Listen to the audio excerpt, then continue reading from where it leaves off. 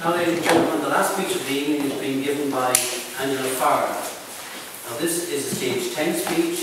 It's one of the milestones in Toastmasters where people try to achieve, and Angela has done it, or is going to do it. It's an 8 to 10 minute speech. I think there's a typing error on the title or the name. It's Know Thyself rather than Know Yourself. Know Thyself. And it's been evaluated by Dave O'Brien. Now, the criteria for the stage 10 speech is to inspire your audience and to challenge the audience to achieve a higher level of achievement. Now, Angela is a former president of the industry as well and a former area governor, a regular visitor to conferences, and I can tell you, a very knowledgeable Toastmaster. Ladies and gentlemen, with a speech entitled Know Thyself, please welcome Angela Farrell.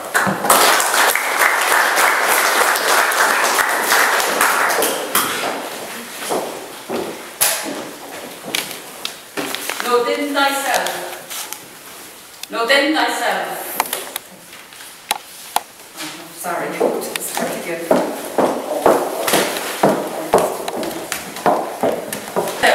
Pursue not God to scan. The proper study of mankind is man. Alexander Pope. Mr. Toastmaster, fellow Toastmasters and guests, when you hear the dictum, know thyself, what do you think of? What comes to your mind? For me, it's a very spiritual concept. It's the theme going through all spiritual teachings down through the ages. So, if you're on a spiritual journey, no matter what your philosophy in life is, your goal is to know thyself. And when I say know thyself, I don't necessarily, or when I say a spiritual journey, I don't necessarily mean a religious one. So, why would you want to know yourself? Well, I think the real purpose we're here is to know ourselves and to find meaning and purpose in our lives. Socrates said, an unexamined life is not worth living. So I think it is important that we examine our lives. We should know our true self as opposed to the self that we've been conditioned to be by our parents, by school and society. We should examine our beliefs, our core values. Why do we do the things we do? Why do we believe what we believe? Are they our parents' beliefs? Or do we do things to please others? When you know yourself, you have purpose and meaning in your life. You're more real. You're more mature. How do you get to know yourself? Well, I could list things like reading, writing, journaling, maybe even the Myers-Briggs or Enneagram, or even astrology. They tell you about your characteristics, just part of you. Maybe meditation, counselling, psychoanalysis, or maybe phone a friend. They'll tell you about themselves. Some people go on that start on their inner journey of self-discovery after some trauma in their life, like a serious illness, an accident, a loss of a loved one, or maybe divorce.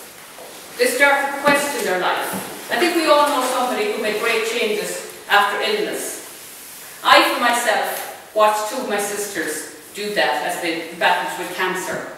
One of them wanted, instead of worrying about her profits in her business, wanted just to be able to spend time with her family and see what the careers they followed, see what partners they married, and maybe see her grandchildren. The other sister that worked in the HSE and had developed a great passion for painting. When she went into hospital, is seriously ill, she decided she was going to give up the day job. She didn't realise she was that seriously ill. She was going to give up her day job and she was going to dedicate it to her painting that she loved. And I just brought one along to show you. And she had great potential. But unfortunately for her, she didn't get to realise that. So for me, as you can well imagine, from watching those, it was a wake-up for me to do something with my life. Maybe you know somebody that came through the 12-step program and overcame an addiction. Now, have you known anybody that did more reflection and inward journey than that? They have come out the other end then a really spiritual person. They did their self-inventory, asking questions of themselves, take responsibility for their lives. And then they have great forgiveness, understanding and love for themselves. And when they know themselves, they have the same for others. My own personal discovery came about 20 years ago when I was asked to join a voluntary group. And I had training sessions. And I had to write to the trainers at the end of the weekend and give them, as I said, to thine own self be true. We don't want any maths here. We want you to tell us how you got on. And if there's problems, let us know. So I wrote back and I said, I have a problem with Tom. I find him very domineering and bossy. And I find it very difficult to work with Tom. And the next time I went back, of course, every chance they got, they put me working with Tom. But I discovered Tom wasn't the problem. See, I was the problem. And what I learned about myself was that Tom represented my father for me. Because my father was like many fathers in his time. He was authoritarian. He was the boss in the house, and I told him. And when I went to school, it was the same story. So Tom was pressing my triggers. But once I understood that, I could work with Tom. I was no longer in that child place.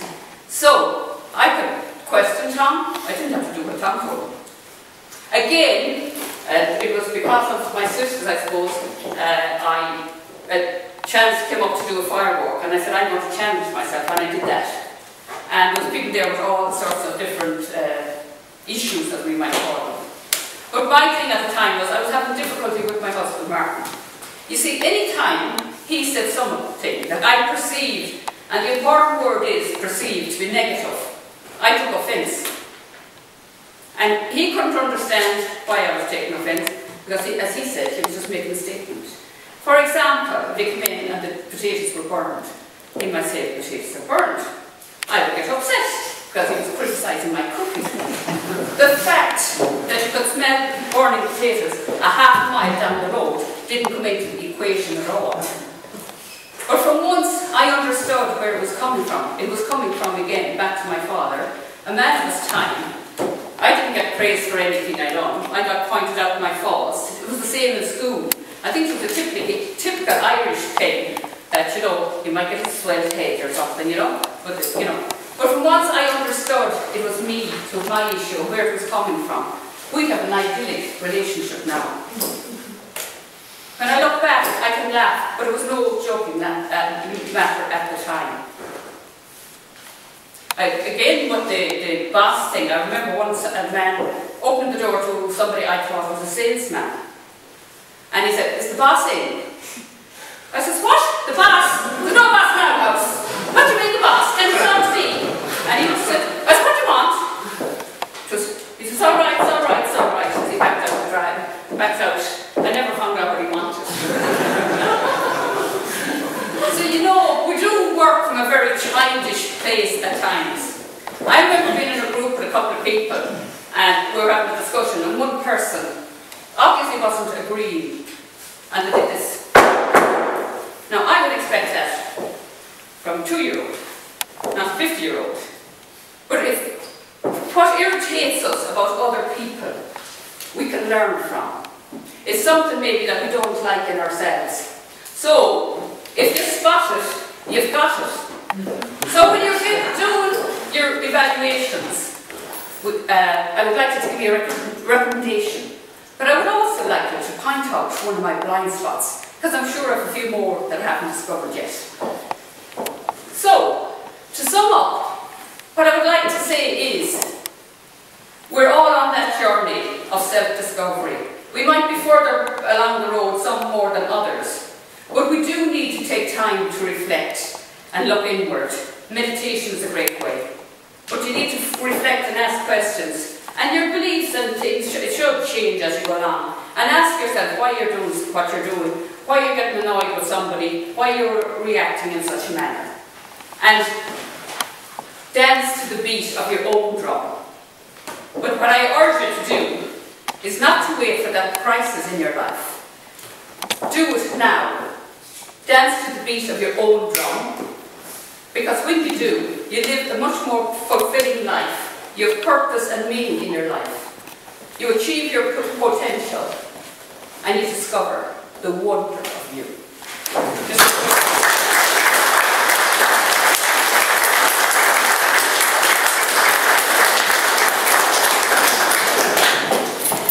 Thank you, Angela. Now that's challenge one. I remember when we were setting up the Innisfree Toastmasters, I was recruiting people, and I was at a weekend. We were supposed to learn how to sing in a weekend. I thought it was a great con job myself. But I was recruiting Angela to become a member of Cyber Toastmasters, and she said she wanted to challenge herself in life, and yes, she would join. And she told me that day as well that she heard about firewalking and she was going to do that as well. So it's amazing he's brought up here tonight. So well done, Angela, and we have a minute silence.